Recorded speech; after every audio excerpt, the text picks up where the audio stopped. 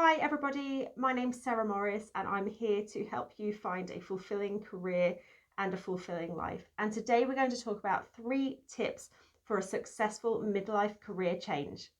Now, my first tip or suggestion that I recommend you do is to set up an ideas bank. This is a place where you're going to put all your career change ideas.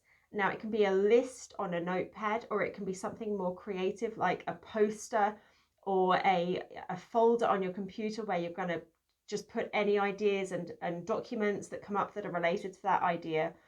And those ideas can be fully formed careers, or they can be just themes or ideas like working outside or working with people or being my own boss or whatever it is. So they can be fully formed ideas or just little mini themes within that. And you want to get a lot of ideas in your ideas bank. So don't sit there with 3 ideas.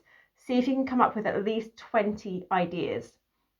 Now you want to think about where you can go to get inspiration for these ideas. So one of the things you can do is you can do a personality test, like a Myers-Briggs personality test, for example, and there are lots of free ones online. I'll put a link in the description so you've got at least one to look at. And usually when you've done this personality test, which will take about 5 minutes, afterwards there'll be some links as to potential careers that come up on that personality test. And so you can then have a look at them. Obviously, some of them you might look at and say, oh no, I definitely don't want to do that. But others you'll look at and think, okay, that's interesting. I'm going to put this on my ideas bank. And because you're going to look at your ideas bank later. So you just want to put down anything you can think of into it. Just pack it full of things and don't worry about, looking at them and working out which ones are realistic at this stage. So the sky's the limit as to what goes in your ideas bank. Keep it broad and keep it wild and just let it flow. Put whatever you can into it. So personality test is one way. Another thing you can do is to just Google jobs and just scroll down job websites and just pick out keywords. So when you see a job title or a job description for anything that meets your sort of fancy, just pick out those keywords from it. So if it says research and you sort of think, oh, research, that sounds interesting, hadn't really thought about that, just put that into your ideas bank. So scroll through those job websites and see what interesting keywords and information you can pick out that might suit you. And again, you're going to keep it in your ideas bank for now and you'll go through it later. So keep that ideas bank really going and just have it to one side all the time. And anything that comes to mind, anything people tell you when you're having conversations with people, even just general conversations, and something might just come up and you think, oh, I must follow up on that idea. Go and put it in your ideas bank so that you can have a look through it later. Another thing you can do to fill in your ideas bank is to think back to childhood. And I would actually categorize your childhood into 3 stages. So your really early childhood, and then maybe the sort of like lower teenage years, sort of middle school years, and then your upper teenage years. And in those 3 phases of childhood, I would have a think back to the activities that you used to enjoy during that time. And if you're a little bit older, like heading towards retirement age, for example, then feel free to add, split that in a different way and have like the early 20s or the 20s or the 30s as that kind of upper time. Your teenage years as the middle time and the childhood preteen years before that. And have a think about all the activities you used to do during that time and pick out themes. So work out what it was you liked about that activity. If you no longer like that activity at all, you can ignore it. But if there's something about that activity that you used to enjoy, please pull it out and see if you can work out what it was about that activity that you really enjoyed. So for example, if that was camping, what was it about camping that you did back then that you liked? And it might be, for example, that you liked the outdoors, or you liked evenings talking to people around the campfire or something like that. Pull those things out and just put them there in your ideas bank, because you might find they're part of a theme that comes back later to you, and you realize that maybe there's a theme, for example, here of outdoors or socializing with people or something like that comes out that perhaps you hadn't realized before. So go through your childhood or your past in 3 stages. Pick out activities that you used to enjoy and that there's some element that you might still enjoy, and work out what it is that you liked about those activities, why you liked them. Later, we're going to see if there's a theme. So the next stage is to pick out if there's a theme from your ideas bank. So have your ideas bank there for a few weeks. And when you've got 20 or more things and you feel like you've really thoroughly looked at different ideas and had thoughts about different things and you've put them down, you're going to go through it and you're going to pull out the themes from them. So for example, if you look down your list and you notice that all the careers ideas you've got involve working in a city job in an office, then great, that's a theme for you. If you look through and you've worked out that all the ideas that you've put down involve helping people, then that's another theme. Or if they involve the arts, that's another theme. So just have a think about different themes that come up when you've got your 20 plus ideas in your ideas bank, and hopefully we're going to find a theme.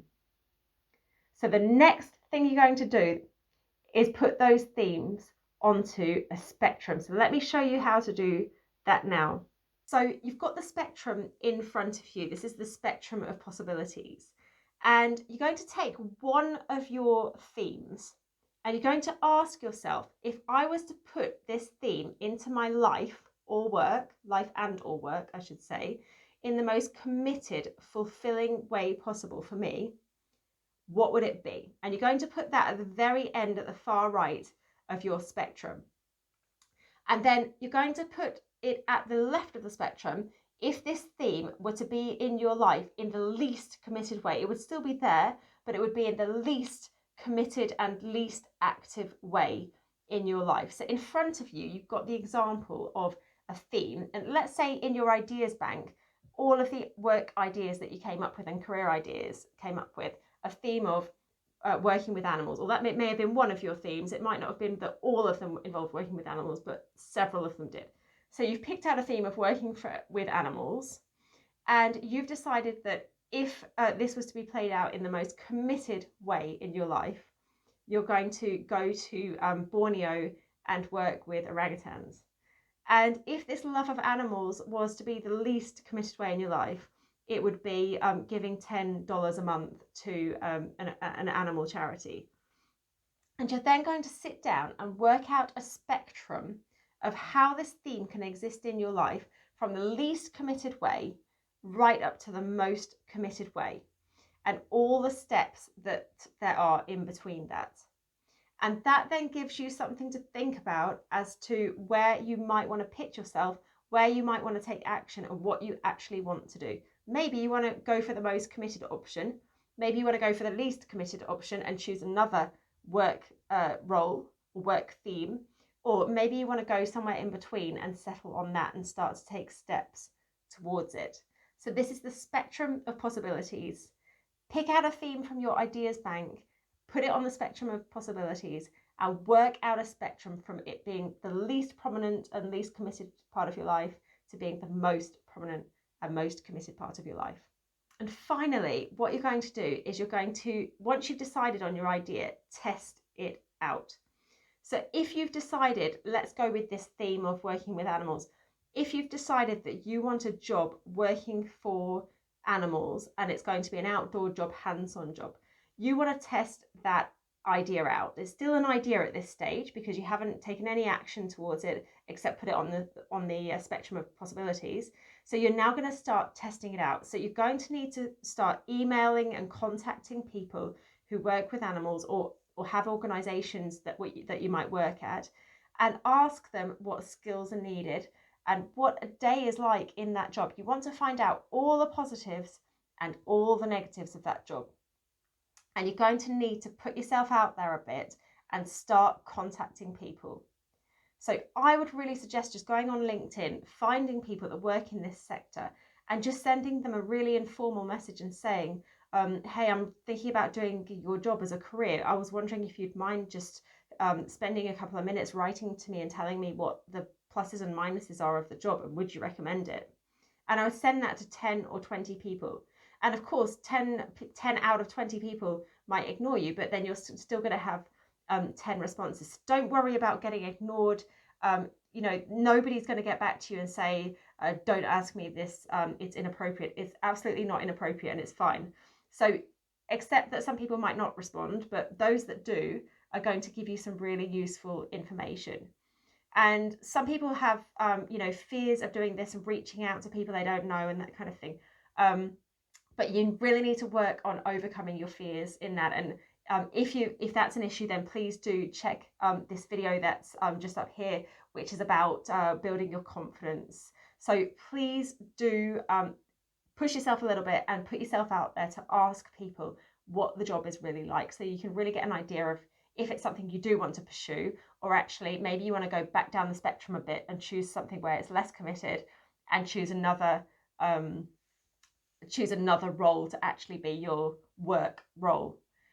So another way you can test things out, of course, is actually to get out and volunteer, or to take a part-time job in this area that's sort of very little commitment. Or it can be to look at online courses in this thing, and, you know, look at these free courses like edX and Coursera, and look at the technicalities that you'll be involved in on a daily basis, and see if you actually enjoy the content of that technical side of it. So there's lots of different things you can do, but the first step I would really suggest, because it's the easiest one and it can be done right now on your phone or on your computer, is just to message people that are in that sector and in that role, and ask them for a couple of minutes of their time just to tell you what it's about. So just to go over those 3 things again, you're going to have an ideas bank where you're going to put in as many ideas as you can. You're then going to pick out themes and put them into the spectrum of possibilities, from being the least committed to the most committed to that particular thing. And finally, you're going to test out your ideas by reaching out to people in that sector and putting yourself out there a bit and seeing if you can test them out and get a feel for them. And if you need to build your confidence a bit for the 3rd stage, then have a look at the video that's going to show in a minute.